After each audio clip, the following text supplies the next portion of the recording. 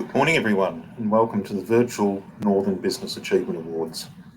Unfortunately, we're back in the virtual world, and while it's not what we're hoping for, I hope you enjoy this morning's event. My name is Chris James. I'm Executive Director of Northlink. I'll be your MC this morning with my co-host, Julia Trong. Hi everyone, and thanks Chris. I'm the Creative Director of JT Production Management, and I'm so pleased to be back co-hosting this event with you this morning. Now, before we begin, I would like to acknowledge that this event and our participants are located on the lands of many traditional custodians, and for me, the traditional owners are the Boonwurrung and Wurrung people of the Kulin Nation, and I'd like to pay my respects to their elders, past, present, and emerging. I'd like to thank Simon and Jane from Readiness for facilitating our breakout group this morning. It was very good. I'd also like to welcome the following people: Anthony Carbines, MP, Parliamentary Secretary for Health, Carers and Volunteers and Member for Ivanhoe; Frank Maguire, MP, Parliamentary Secretary for Medical Research and Crime Prevention and Member for Broadmeadows; also the Mayor of Banyule City Council, Councillor Rick Garotti; Councillor Demorelos and CEO Alison Beckwith; Moreland City Councillor Oscar Yildiz; Darebin City Councillor Susan Rennie; Deputy Mayor of Nillumbik Shire Council Francis Eyre; and Councillors Stockman and Payne and CEO Carl Cowie; City of Whittlesea Administrator Chris Eddy and CEO Craig Lloyd; Rob Lucas, CEO Caravan Industry Victoria; Diane Smith, incoming CEO Industry Capability Network; Terry Larkins, Chair Northern Metropolitan Partnership; Sally Curtin, CEO Bendigo Kangan Institute; Mark Maskill, CEO Melbourne Market Authority; Michael Edmonds, Regional Manager, North and West Melbourne, Department of Jobs Precincts and Regions. Some of you may not have attended a virtual NBAA before, so I'll quickly go through a few housekeeping notes. On your right, you'll see tabs for people and Q&A so that you can engage, connect and network with each other. If you have any questions for our keynote speaker and our business nominees later, pop them in the Q&A tab and we'll pass them along.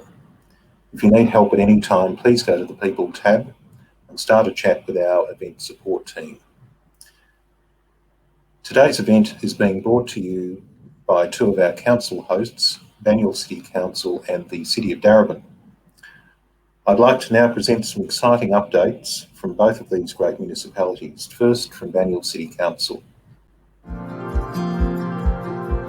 Throughout the pandemic, Banyule City Council has provided significant assistance to support the local business community.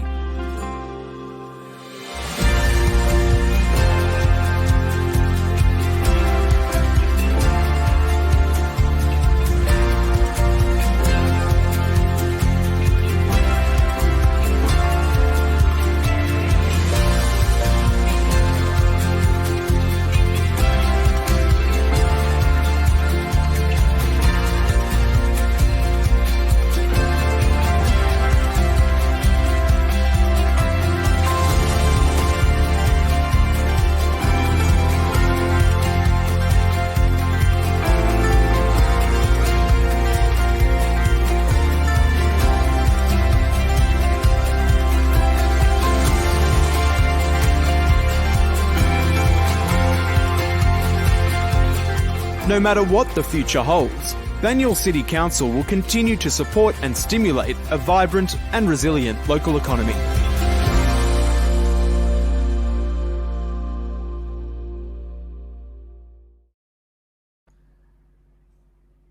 Thank you, Banyule City Council, and now the City of Darebin.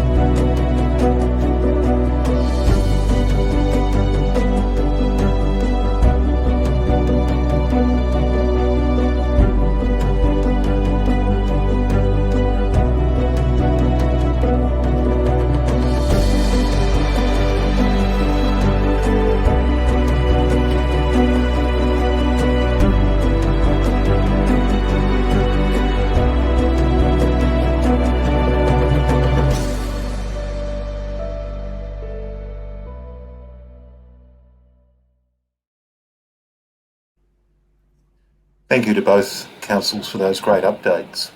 I'd now like to welcome Link Horton, Chair of Northlink, to say a few words. Welcome, Link. Good morning, everyone. Whilst it was lovely to see you all in person at the last breakfast, we're now back online due to the latest COVID-19 outbreak and the subsequent lockdown. I know we're all aware that a number of businesses and individuals in Melbourne's north have done it tough. However, I am and continue to be impressed with just how many people have adapted to endure this stop-start environment. If you were online earlier for the networking session, I hope you were able to take some tips and advice from the mental health experts. Readiness. Readiness are just one of many Northlink partners that are here to help. I'd encourage you to reach out and engage with members of the Northlink team. Let them know what issues you're facing and what assistance you'd like or need to get you through this challenging period. On a more positive note, I hope you enjoyed this morning's presentations. Hearing about businesses in our region, the accomplishment of young people, and the support being provided by our local councils always helps to remind me of just how strong a community we have here in Melbourne's north. The videos always bring a smile to the face and often send me home with plans to visit a cafe, a shop, or a restaurant I've yet to experience here in the north, or at least when I'll be able to get out again. Now, we're also fortunate this morning to be hearing from Duncan Elliott. Duncan will be talking about the North East Link project and what opportunities this will bring for our region. Thank you again for your time this morning and for making the effort to join us in our online NBAA format. Have a great morning. Thank you so much, Link.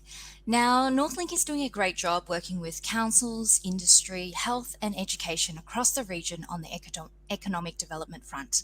We acknowledge that much of Northlink's work is made possible through great partnerships, and we'd like to thank this morning's event co-sponsors, Matchworks and OET Centre, our newest sponsor. A special thank you is also extended to our other NBAA sponsors and partners, Victorian Government Department of Jobs, Precinct and Regions, Inner North Community Foundation, La Trobe Business School, Macpherson Kelly, Melbourne Polytechnic, Options Consulting Group, and Pitcher Partners.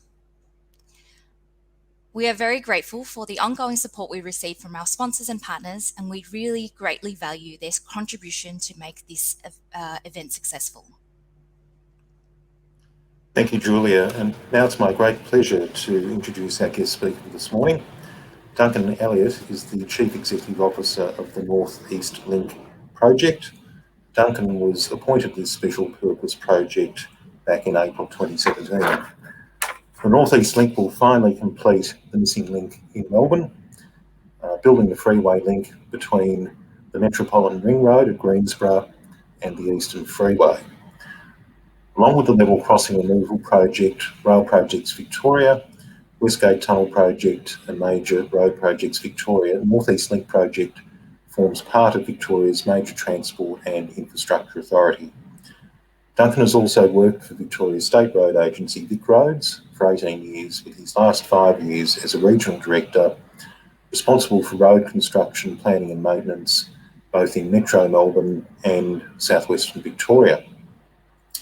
After that stint, Duncan spent 5 years in the private sector at RACV as General Manager Membership. Duncan will also be joined by Franklin O'Carroll, Deputy Director Industry Skills at the project. If you have any questions, please post them in the Q&A tab on your right, and Duncan will answer them at the end. Welcome, Duncan. Good morning. Thank you, Chris. Good morning, all, and thank you very much for the opportunity to speak this morning. I'd also like to join our hosts in acknowledging the traditional custodians of land we're meeting on this morning, and pay my respects to elders past, present, and emerging. I'd also like to acknowledge our state MPs here this morning and councillor representatives as well.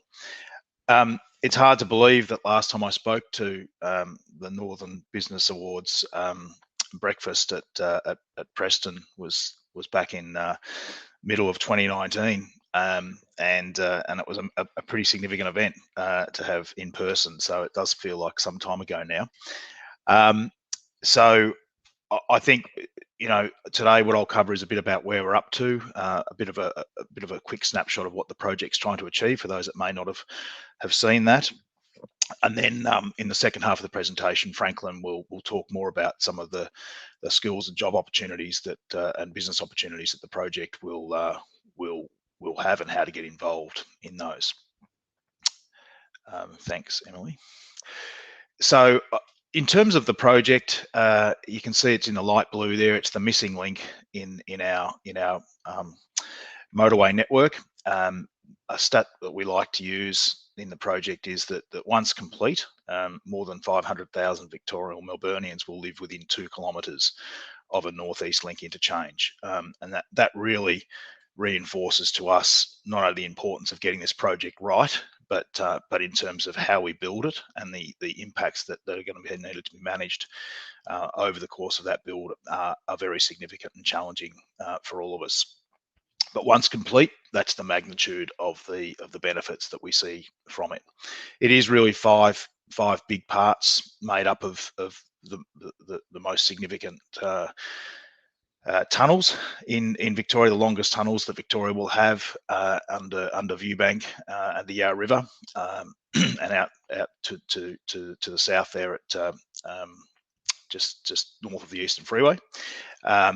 An upgrade of the M80 ring road, and also an overhaul of the Eastern Freeway, which really hasn't had any investment or significant change since it was first built. Importantly, also, we're taking the opportunity to make significant improvements to the walking and cycling trail network, and really plugging some of the really strategic gaps in that as part of this project as well.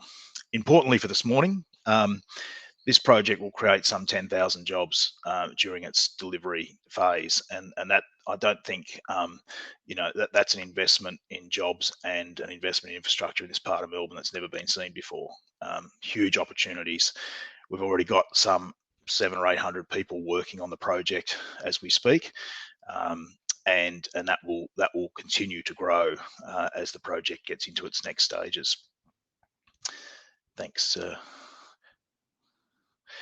So what are we hoping to achieve with the project? Well, it's really about getting traffic and trucks, particularly that don't need to be on local roads, onto the motorway system, and that really does result in significant changes to corridors like Rosanna Road, Manningham Road, Bulleen Road, where currently very high numbers of trucks using those roads all day, every day, on roads that I think all of us would agree are not designed for the sort of vehicles that are now needing to use those.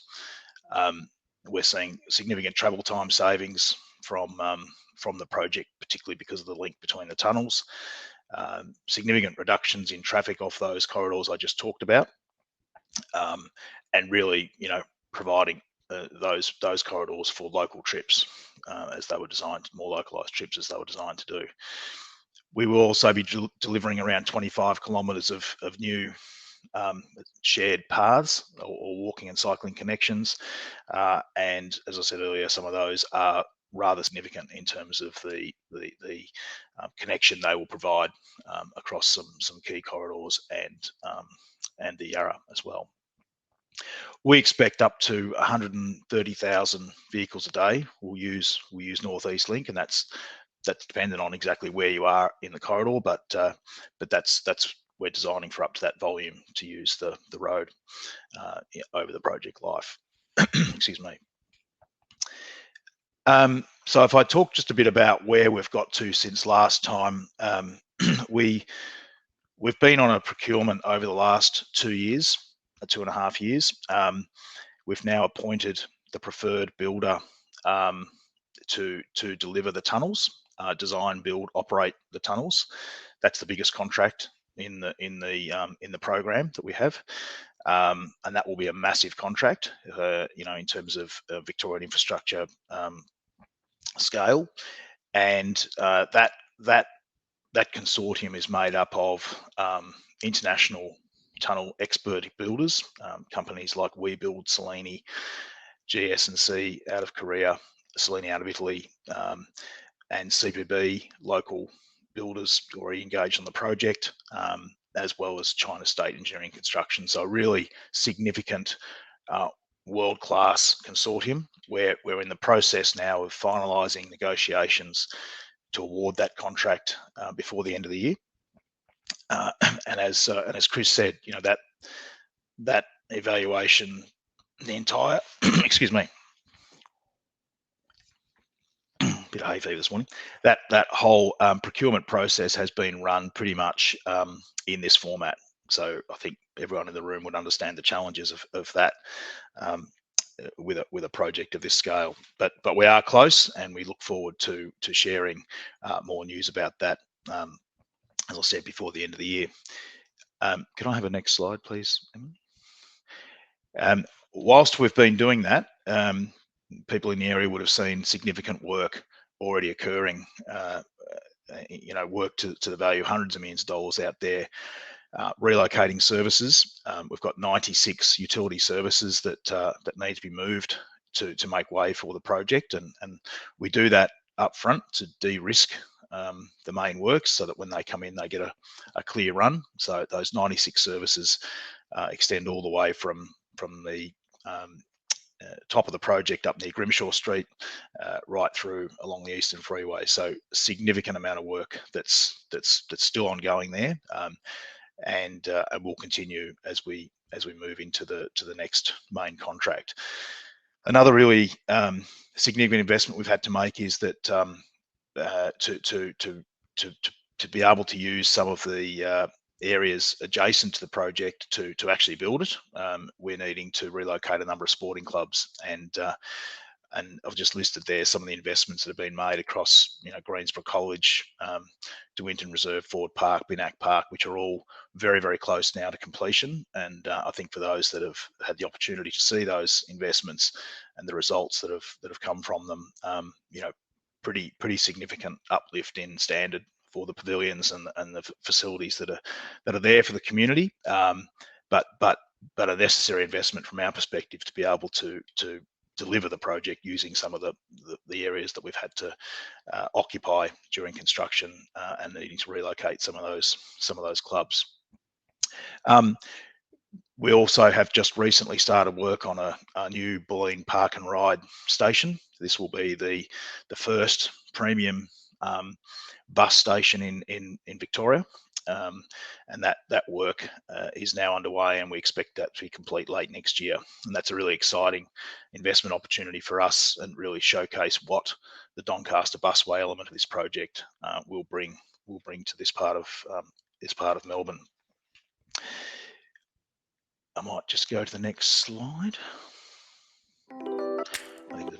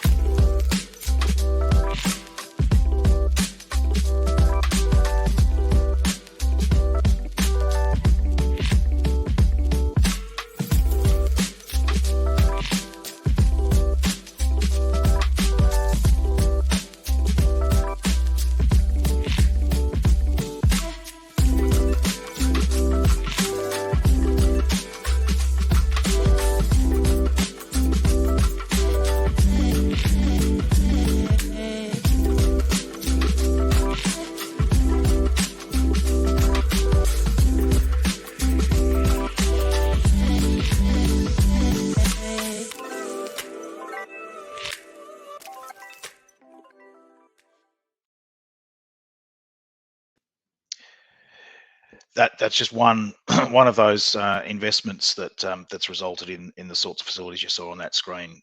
So we're very, very pleased to have been able to work very closely with those clubs and the councils, and the school obviously at Greensborough there to make those investments come to life, and we look forward to the community being able to make use of those into next year.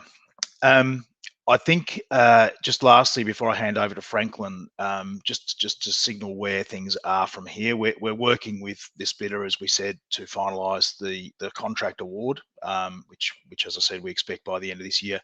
We'll then have another 4 packages that will move to market beyond that, to cover off on a number of the other areas of the project beyond the tunnel.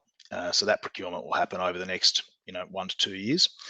The construction of the tunnelling package is set to start really into very late this year into early next year, but as I think most of you would see, we've got construction well underway on that preparatory work as we speak. So it's really about getting that preparatory work finished before we then launch into the main works and the detailed design phase for the primary package. I think it's really. I just wanted to leave the group with a message that 10,000 workers and 10,000 jobs being created as a result of this project. They're direct jobs.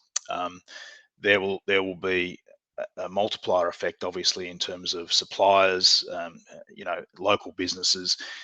You think about a workforce of 10,000 people, the training requirements that's going to need, project launch events, engagement sessions, accommodation, and obviously safety-related supplies. There are an enormous range of food. There are an enormous range of different opportunities that present when you're talking about that volume of people working in the area. I'm also pleased to say that Spark will be located in the region. They won't be working out of the CBD. They'll have an office in the region, and that will complement our office in the region plus CPB's current early work site. So, even in terms of people being located close to the action, that's really our objective, is to keep people here and keep them close to the community that they're working with in delivering this project. So with that, I'll hand over to Franklin and come back for questions at the end. Thank you. Thank you, Duncan, and thank you everyone for the opportunity to talk to you today or this morning. My name, as Duncan mentioned, is Franklin O'Carroll. I'm the Deputy Director, Industry Skills. Our team is responsible for NELP's approach to industry skills, industry development, support for employment pathways and social procurement on the project. This morning, I'm just going to take you through a couple of slides and a very short video just on some of our key skills initiatives, and then we'll open up a little bit more broadly for some Q&A at the end. So just to begin with, we're going to run a video of one of our surveillance cadets, Jared. Jared is doing his Certificate 3 in Civil Construction on the early works. And Jared talks about opportunities to get involved in the project and connect through our Skills and Jobs Centre, which is one of the key initiatives I'm really keen to talk to everyone about this morning. So I'm going to hand across to Jared. Emily, please. I'm still only 22 years old and I've been able to break into the industry, so you're never really too young to give it a go. I'm Jared, a surveillance cadet, working in the early works package for the North East Link project. I've only been working at North East Link for about 3 months now. So I actually found out about this project from someone else who works in the construction industry. They suggested for me to apply to this program. After doing a little bit of reading, I pretty much knew that it was an opportunity I really couldn't pass up. What I love about the North East Link is that there's just so much variety. I'm allowed to choose what I want to specialise in and where my future really goes.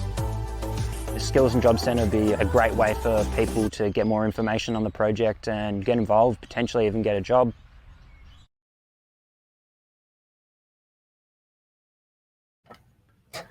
So thank you, Jared. So Jared mentioned, the Skills and Jobs Centre, and as I said earlier, that's one of the key initiatives that North East Link is looking to roll out over 21 and beyond. We're also working with the Department of Education and Training on the TAFE collaboration model. This will bring together TAFE and dual sectors to provide a total workforce solution to the project, a total training solution. Along with that, we are developing skill sets and micro-credentials funded by the state to support a pipeline of skilled workers. And this really is about targeting particular skill sets in building a pipeline that will be available to the project later this year.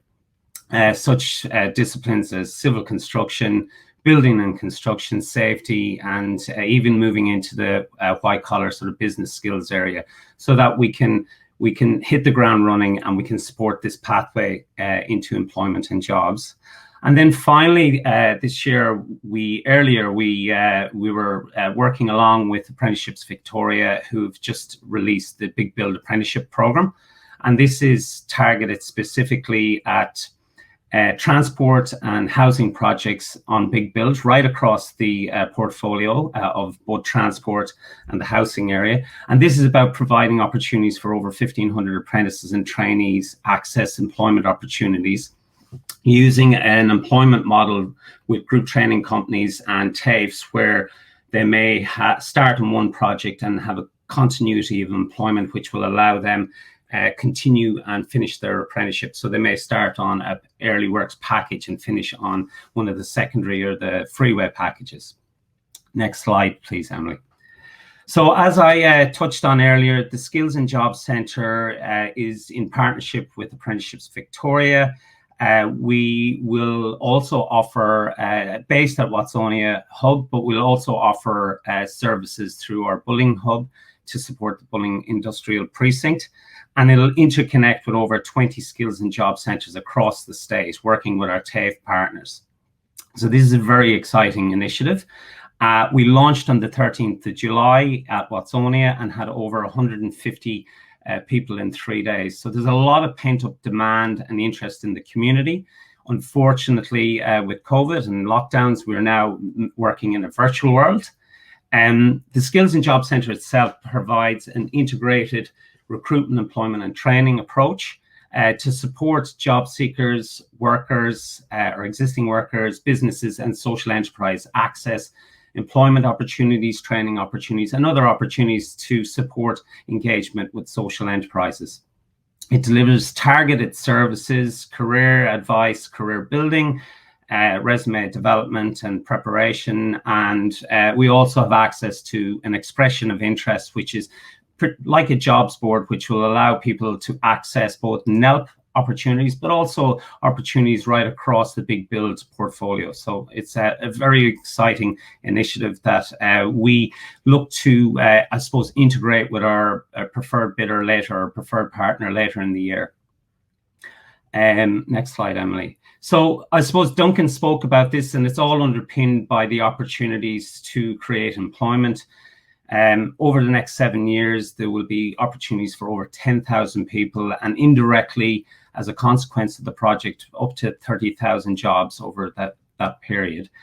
A big part of our focus is to support engagement with social enterprises, local businesses, the supply chain in the area, really to build that sort of opportunity for the community and those businesses. And this is underpinned by the Local Jobs First policy setting, which sets a target of 90% for local content on the project. There's also a major project skills guarantee, which is a 10% target of workforce hours for apprentices, trainees and cadets. And along with this policy, we're also working with the Social Procurement Framework, which offers a 2.5% Indigenous employment target and opportunities for social procurement, working with our partners such as ICN and DJPR, who play a critical role in supporting that engagement with industry. And I suppose finally, just to echo Duncan's earlier sentiments, the North East Link is really about improving travel times and access to jobs and access to educational precincts across the North East corridor. So with that, I will hand back to Emily. Thank you.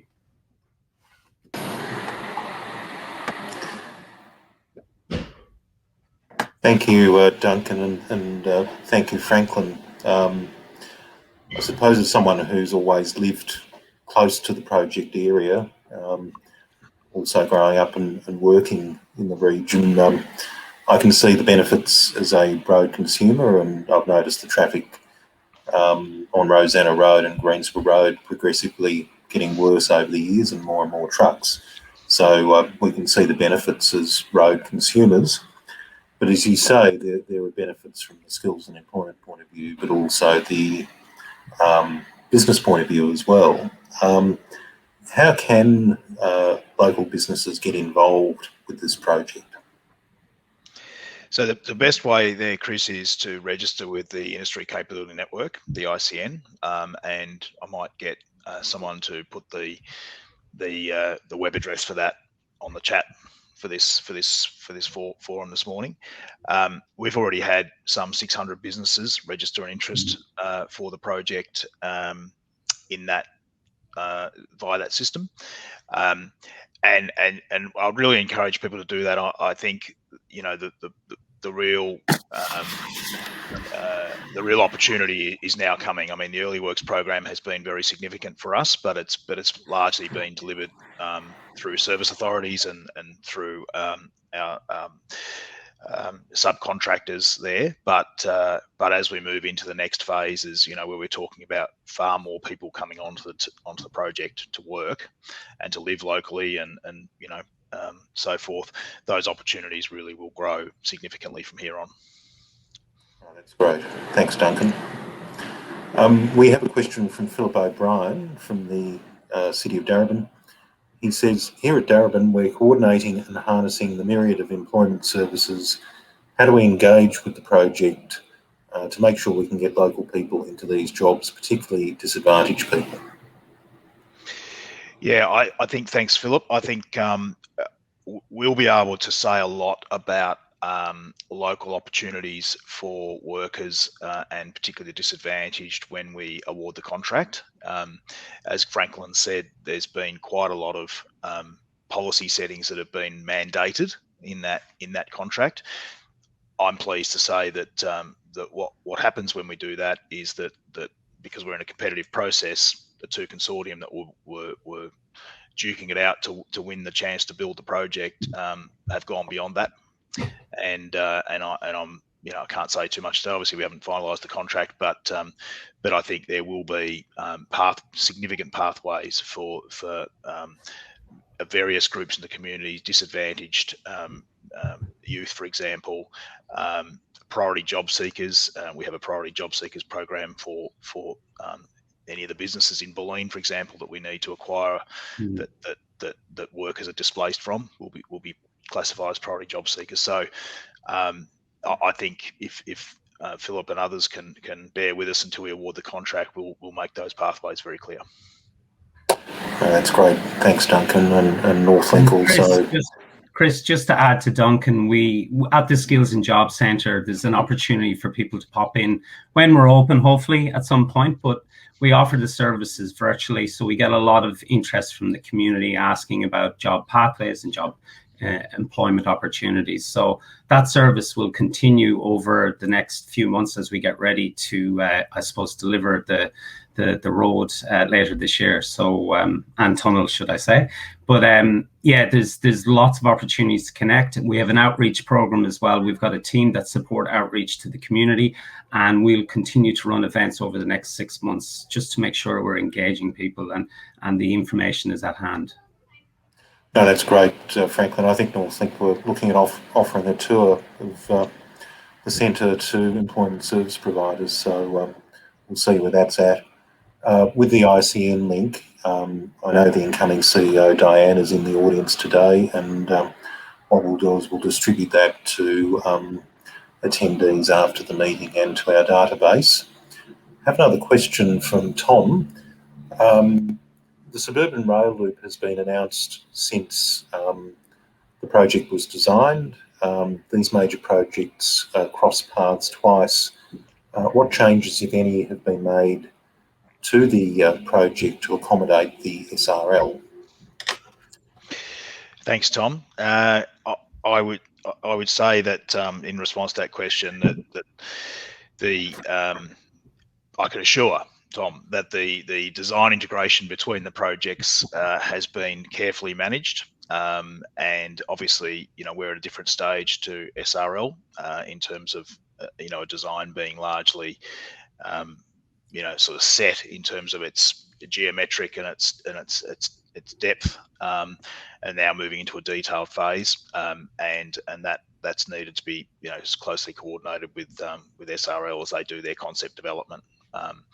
But yes, they do get close, but that interface has been carefully controlled.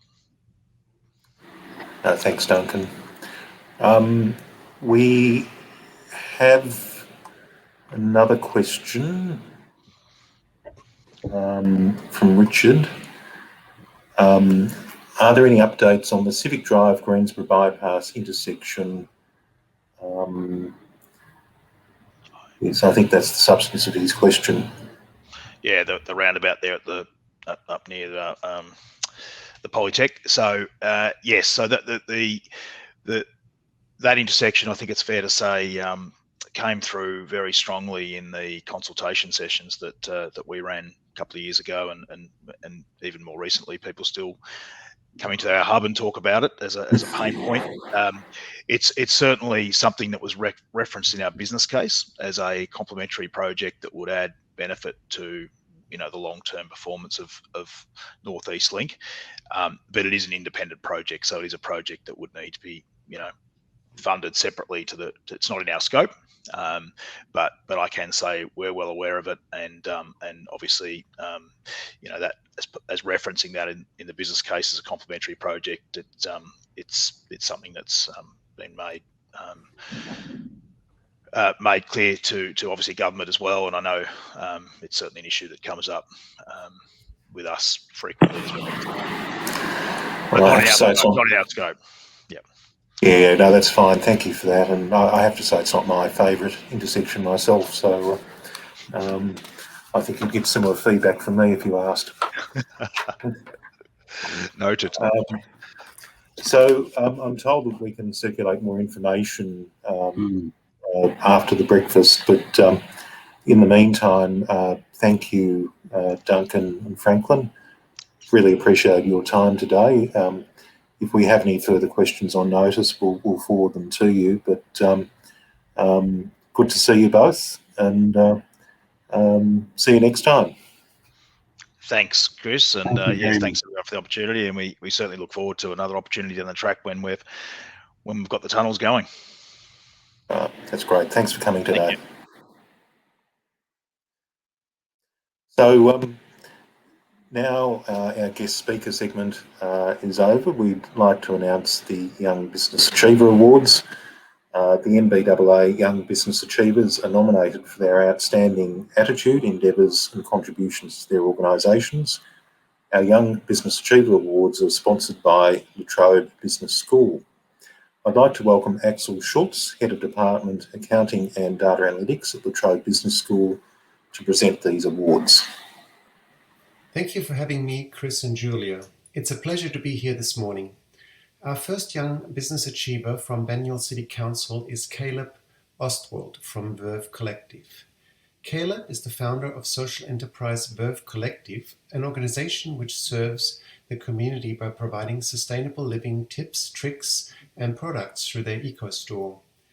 Verve is also working on a range of concepts and projects in sustainable business and event consulting, as well as educational programs and public green space works. Through Verve, Caleb is tackling big issues on a local scale. It's his willingness to utilize the power of commerce to solve problems now by looking towards a better tomorrow that has led to Banyule nominating him as Young Achiever. Caleb graduated as college captain in 2019 from Marcellin College, Bulleen, and is also the founder of a music and arts festival occurring on Wadawurrung country over New Year's. Really great work. Congratulations, Caleb. Can you tell us what inspired you to start the Verve Collective, and can you share a bit about why you like working in Banyule? Over to you, Caleb. Thanks, Axel. Really honoured to receive this award today. Obviously, in light of COVID and all these circumstances, it's nice to be able to bring back something that connects me back to Banyule. My name's Caleb Ostwald. I'm 20-year-old from Greensboro in the Banyule City Council, where I also work. And I'm the owner-director of Verve Collective and also 2 Degrees, an events company. But Verve is certainly where my heart really is. I love working in Banyule purely because of our great access not only to a great working city council, but all of our green spaces around us. I've grown up there my whole life, and yeah, it's just such a privilege, and it certainly helped to shape my passion for the environment, and for celebrating how good it is to be able to connect to nature, and not just for yourself but with your whole community. That certainly obviously ties into I guess my inspiration for starting the Verve Collective was wanting to focus on the things that we can do as a community and as individuals to help create a really strong community that focuses on, really great eating and awareness around what our footprint is, and just about how that connection to the environment and to nature can really help to foster a strong community growing. Thank you, Caleb. Our second Young Business Achiever, Rose Stewart, has been nominated by the city of Darebin. Rose is a 17-year-old Tangrang and Gunditj Mara woman residing in Northcote and works at the Koori Circle and Clothing the Gaps. She is an exemplary member of both teams, a mentor to those around her, and when people are unsure of what they should do, they naturally turn to Rose. She is always willing to go above and beyond and has always been partially responsible for carrying the Koori Circle through a large growth period, managing communications, order fulfillment, mail-out, marketing, and customer service. She has also designed her own range of earrings under the brand, expressing her artistic talent and cultural practices. Very inspiring for someone so young. Rose, can you tell us what you enjoy most about your role in these businesses? And can you share a bit about why you like working in Darebin? Over to you, Rose. Thank you, Axel. I'm really honoured to receive this award. So hey everyone, I'm Rose. I'm a Tangrang and Gunditj Mara girl. Nice to meet everyone. I'm 16 and I'm in year 11 at Northcote High School. I run the Koori Circle. It's my mum's business and we've just opened a shop in High Street, Northcote. We make and sell Aboriginal earrings. We are also a meeting place of other Aboriginal businesses. So earrings were everywhere in our house. We had no clear services and we ate dinner off our laps. I've always helped out in the business, the whole family does, but it was like just during the first lockdown where I really stepped up. Mum was busy with her other job and didn't have much time to give the Koori Circle, so she handed the reins to me. I've learnt so much from marketing to customer service, owning the store, creating websites, sending out online orders and lots more. With the guidance and oversight of Mum, I'm running the show. I see my teachers wearing the earrings and in my head I'm like, I made and sent you those. This experience makes me want to start my own business in the future. I'm just waiting for the idea to click in my head. Oh, I also enjoy using socials. I have made the Koori Circle go viral on TikTok a few times. It's great working in Darebin and the whole community is so supportive and progressive. Like I remember when we first opened our store, all the local businesses came and said hello and introduced themselves. We feel safe and proud to open a black shop in Darebin. Thank you. Wow. Well done, Caleb and Rose, and thank you, Axel, for presenting those awards. Now we'd like to present our business nominees. So, by the end of the year, a range of companies will have been nominated by participating councils, and our next event is in December with the Grand Finale Awards presentation, where winners in the various categories will be announced along with the overall Business of the Year award. From Banyule City Council, our first nominee is Hot House Glass Studio. So Laurel and Amanda share a common passion, glass blowing, is what has brought them together, is what founded their beautiful hot glass studio located in Heidelberg West in 2019. Hot House is the accumulation of everything both artists wanted in a studio space. Colour, light and greenery, paired with excellent equipment and the space to thrive. A place where they can be excited to come to work, a place where they can create, make and showcase their work and welcome clients into the space proudly. Essentially, Laurel and Amanda are creating their dream studio and are delighted to see this dream come to fruition. Currently, they make homewares, lighting and exhibition works in glass. They also manufacture for prominent Australian designers and run educational classes for the general public. Stockists include local businesses Pinkies, also the Jam Factory, Canberra Glassworks, and very recently the National Gallery of Victoria. Hothouse abides by 3 guiding principles: good design, good glass, good times. Banyule's second nominee is Marshall Street Studios, and we have a short video. Marshall Street Studios is a world-class creative hub based in the heart of Melbourne's northern suburbs in Bundoora. Opening in 2019, the purpose-built facility houses 10 separate studios designed to host a range of activities such as songwriting, recording, mixing, content creation, and rehearsals. As Australia's first 24-hour membership-based music studio, it has been the recording home of many globally recognised artists, including 1-4, HP Boys, Between You and Me, and Claria Boss. A vibrant part of the local community, Marshall Street offers a range of artist services designed to empower young creatives at the grassroots level.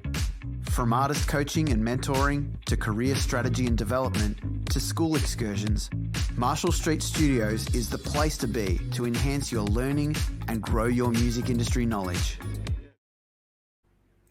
Fantastic. So, from the city of Darebin, our first nominee is Free to Feed.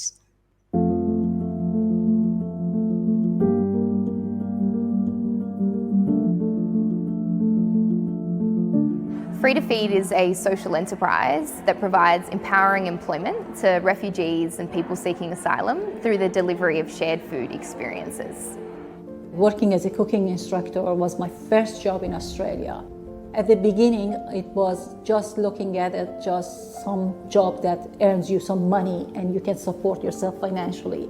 But later on, when I grew this connection between me and Free to Feed, it was not only just giving some extra money in your pocket, it gives me more chances to communicate and more mingle with the people in the community. Being in Free to Feed, which was my first paid job in Australia, I found so many connections, so many people. And then in 2019, I started this cafe, Salamati House, as a social enterprise, giving job opportunity to asylum seekers, refugees. Not many people I can employ. I only have 7 people working here, but at least from my side, I can get 7 people works here.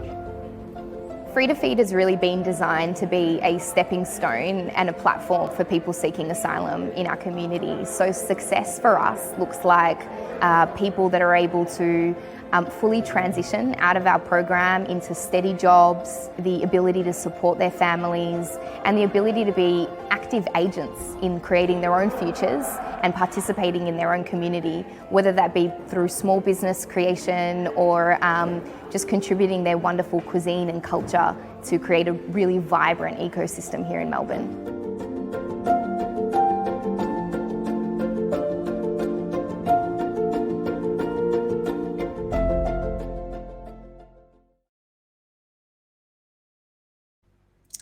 Fantastic. Okay, so Darebin's second nominee is The Mushroom Place, and this video was put together during lockdown by staff and students from the Northern College of the Arts and Technology in Preston. The Mushroom Place started 34 years ago in 1987, and Salvatore and Maria Sciacca initially started the business. Italian migrants looking to make a better life. Over the years, more family has gotten involved. Sons became more involved, and in fact, now there are 3 generations working in the business. The process is actually quite fascinating.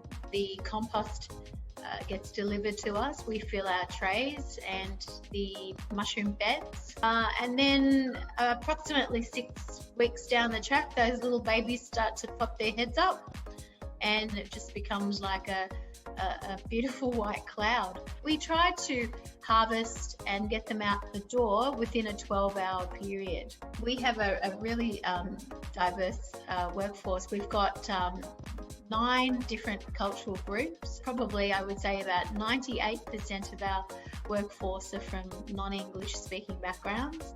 Well, the future is quite bright.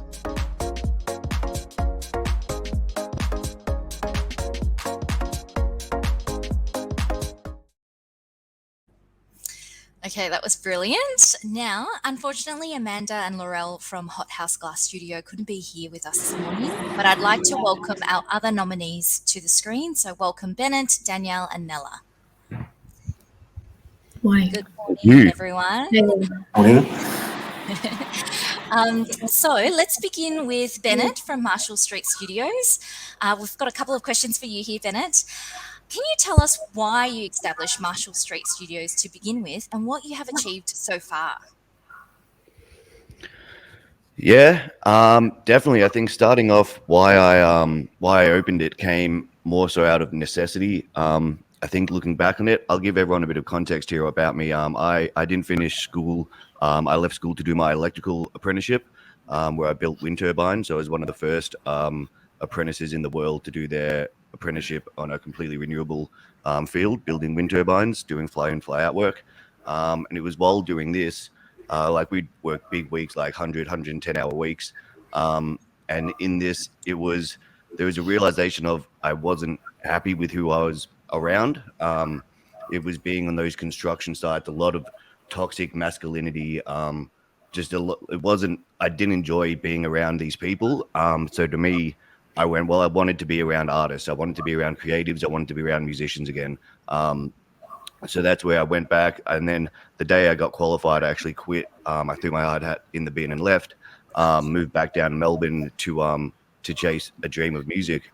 And then I started DJing and touring. And I was a hip hop DJ and producer for about 8 years. And then I stopped touring myself back in 2017. But it was going through that process where the facilities just hadn't adapted with the landscape of the current music industry. There were still studios operating like they were in the 80s, where there was one desk and, they thought that you needed a $500,000 engineer to put out a hit, when it's like these days you can put out commercial quality music from a laptop. What people needed was a space and access to the space, and to be around like-minded creatives to bounce off, to get these, to get the wheels going. And so it was just kind of out of frustration that we couldn't have anywhere to rehearse, or the rehearsal studio, like you'd have to leave at midnight. It was 6 p.m. to midnight. It's like, what happens if you finish work at 10? Like, how do you get better at your craft? So for me, it was going through all these journeys as an artist, as a producer, and just seeing the gaps and the holes that were left there, and how frustrated artists were, that it was kind of like something just kind of had to be done. So that's what led me to initially open it with the 24-hour model. So we're the first 24-hour studio in the country. So it's like basically a 24-hour gym for artists. You can swipe in, swipe out. Everything's secure. They've got their own studio. They can roll in, roll out, do whatever they want, prep for tour. And I mean, since that, we've got memberships now. Well, before lockdown, we've got about a 3 or 4 month waiting list to get in. We put out 3 gold records, even during lockdown last year. One of the tracks has gone gold. We've worked with Pseudo Echo. We've had NPG, Prince's band, New Power Generation, Morris Hay and the Times in. We've done 1-4 HP Boys, Between You and Me. So, we've worked and had international, superstars kind of come down to Banyule, but as well as running with what's actually happening on the ground with artists. So we work with Off the Grid, with Multicultural Arts Victoria, to run programs there, to give youth a place to, go and learn what it's like to be in the music industry. Because I think the biggest thing, if we can show kids, that, it is possible to work in the music industry. What it ends up doing, it gives them a place. It just shows them that there's a path, that they don't need to stay on the streets, or just because you've had a bad beginning to life, you can get your things together. So in terms of what we achieved, all the international accolades are awesome, but I think one of the biggest things is just being connected with kind of the kids that are in the area, school kids, at-risk youth, and giving them kind of a place and somewhere to look at what's happening in music. That's incredible. And thank you so much for sharing your journey from wind turbine all the way through to DJing, obviously experiencing the art yourself, and then finding a gap. So that's a true entrepreneurial story as well. Really, that's why we're all in business. It's finding the gap of what people need and developing your idea around it. So it's fantastic to see. And then obviously creating a platform, like you said, to really support the youth that are at risk and giving them an opportunity and a sense of hope that they can really pursue an amazing achievement like yourself here. one of the other question I had was, it's obviously your studio is quite unique in the fact that it is opened 24 hours. Like you said, it's like the gym that people tend to come to. But why 24 hours? It's a lot more kind of overheads, a lot more things to think about operationally. Was there a need for 24 hours, or is that kind of your point of difference moving forward? I think there's absolutely a need. That was one of the biggest, I guess, the most frustrating things as an artist, especially starting off in the first kind of 2, 3, 4 year window, is like you're working a job as well to pay for, to buy new gear, to learn your skills, to hone your craft. You're putting all this emotional effort and financial commitment in. And it's like, what happens if I was working hospitality. So it's like, what happens if I finish at 11 o'clock at night and studios are telling me I can only rehearse from 6 p.m. to midnight? And also, I think a lot of people here would know artists and creatives in general, we're odd creatures. So it's like, we might get creative at 4 a.m. and something will come to you. It's like, man, I got to get this down. So it's like the necessity is definitely there. And I think it's giving people access to a space. So, because all the studios are in the one warehouse, the awesome thing about it being 24 hours, it'll be 2, 3 in the morning, and you'll have groups of producers who otherwise wouldn't be hanging out with each other, getting together in the common areas. They'll be chatting, they can bounce ideas. And then, all of a sudden you get all these collaborations that kind of spark off just because you're able to use a place when it suits you, not when you're told you should be creative. Yeah, I love that. And just creating that platform to suit the artists and suit the need of people is so important. So thank you so much, Bennett, for joining us this morning. We'll now move along, but I'll pass it over to Chris. Yeah, thanks, Julia. Daniel, what inspired you to start a social enterprise based on food? Thanks, Chris. And just congrats, Bennett, mate. That's amazing. Great to hear about your story. I'm personally really inspired by the skills and knowledge and resilience and stories of people from newly arrived communities. And so Free to Feed is based on the fact that there are all of these skills and knowledge coming in, particularly in food and hospitality. But there are these barriers once people come to Australia to access employment, and more than employment, but access like a happy resettlement.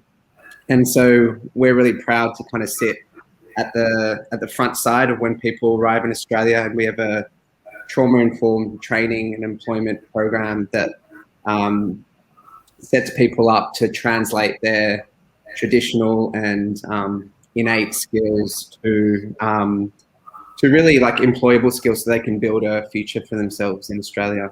And the other thing that really inspires us is, the community, particularly here in Darebin.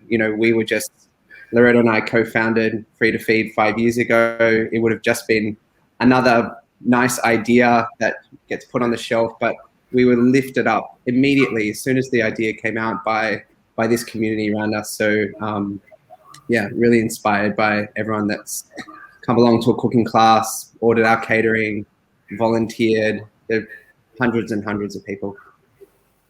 That's great, Daniel. You do great work, and I just wonder, how have you gone in the last 18 months with COVID lockdowns? Survival is a work in progress, like for many organizations. I think, firstly, it is the community.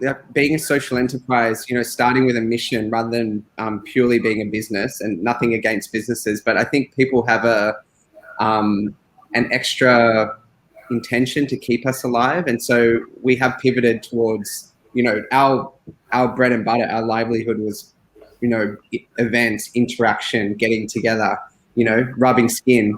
Obviously that's all a thing of the past at the moment. So we've pivoted towards virtual events and take-home meals, and the community has pivoted with us because they I think want to see us continue. And then the other thing is, I think it is as we've seen with politicians, for better or worse, it is a time for good leadership. I should say it's a time that leaders are, their leadership style is highlighted.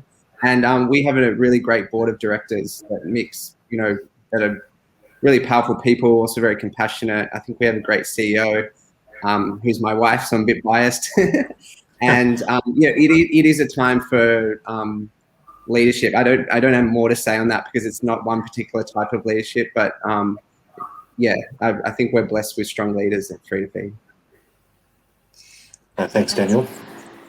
Thanks so much, Daniel. And what I really love what you said then really also resonate with what Bennett was saying. It's, you guys are all in business and it's all coming from a sense of passion as well. And that's what's really driving you in what you do. And I'm sure Nella from the Mushroom Place is very much the same. Nella, I got to say, after watching that particular video, I feel like I have a whole other appreciation for mushrooms. Every time I buy a packet of mushrooms now. Can you tell us what are the benefits of owning a multi-generational family business? Well, I guess to begin with, there's never a dull moment because it's a busy place. So I guess with the business having started in 1987,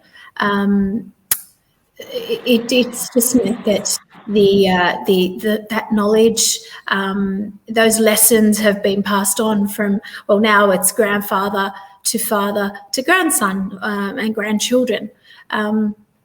So it's a really interesting environment because we've got so many different perspectives on even some of the simple decision making processes, because of course every age group offers their own little twist on things and their own perspective on things.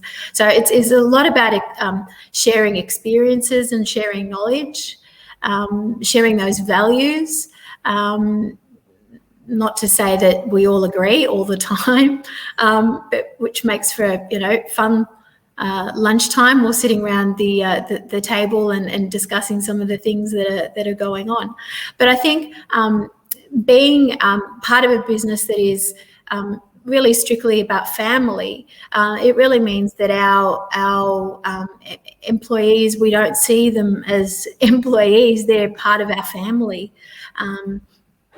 We've sponsored some people over the years. Lots of people have been sponsored to stay here in Australia. So we've been, we've done that, and consequently they've brought their families over from a whole bunch of different places. We're now up to 10 different cultural groups at our place of work, which is amazing. So lots of different languages, lots of different experiences to be shared, and it's quite a minestrone, I like to call it, our workplace, because of the fact that we are such an extended family. I think also one really important thing about multi-generational businesses is there's a sense of pride.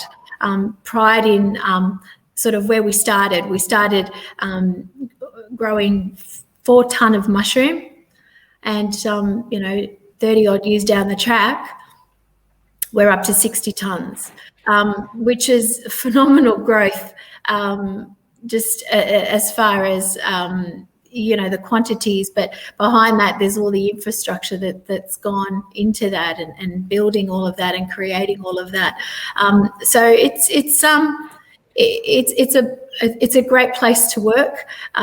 There's a real sense of belonging in the workplace, and I think that's what makes it really unique. It's not just a place to come and work, because there's just so much interaction. There's so much going on every day, and no 2 days ever look the same. Excellent. Thank you so much. And I love that, the growth is obviously definitely there, and over 30 years there's a real sense of legacy as well from the brand that you have developed. And I love that you speak of the family, the extended family, and especially during such a tough time over the past 18 months. I'm sure that, as a company like yours, it's so critical that you are looking after your employees like family members and making sure everyone is okay. Absolutely. Absolutely. That's Really incredible. Now, 24 hours is a really impressive turnaround time from harvesting the mushrooms and bringing it literally to people's plate. Have you needed to make any changes to keep up with that demand? Well, actually, fun fact, Julia, 24 hours is actually the time that it takes for a mushroom to double in size. Wow. But it's actually 12 hours from harvest to plate. Oh, wow. Yeah, so it's actually half of that. We essentially we need to harvest that little baby off the bed and get it to the consumer within that short period of time, because I guess essentially a mushroom's shelf life is 9 days. So if it's sitting around for too long, the consumer's not going to get, the benefits of it. They're not going to get the best of it. But the changes we've had to make is essentially we've grown. Our family has grown. We've extended the family even further. We've introduced some double shifts. So we have a team of people who comes in early in the morning and a team of people who arrive later in the afternoon. We've also introduced some new technology in our packaging. So we've recently purchased 2 very amazing whiz-bang machines that allow us to pack about 80 punnets. So those little 200 or 500 gram punnets that you find in your supermarket, we're able to wrap those, about 80 of them a minute. So we can get through those pretty quickly so that we can meet our time slots for the distribution centres. So it just means that we have to do everything that we were doing when we were producing 4 ton. We just have to do it a lot faster, and we have to do it a lot more efficiently. So that's essentially the reason why we extended our family. We have 130 staff who work for us currently. So, and they're predominantly from the Darebin area and even sort of the wider area down sort of Whittlesea way. There's a lot of dedicated and committed people who turn up to work every day and really put in their all. So it's really meant that we've had to lift our game and be, very a lot more efficient overall. That's incredible. Thank you. Thanks for sharing that. And again, your growth is impressive, especially during this time. And it's great to see that you are, like the other businesses on this panel, utilising technology and moving with the times to keep up with the demand as well. So that's incredible and well done to you. So that concludes, so that's all the time that we have for the questions. So thank you so much to all our fabulous nominees for sharing your vision and making such an incredible contribution to our community. We really appreciate it, and thank you so much for your time for today. Thank you. Thanks, everyone. See you guys.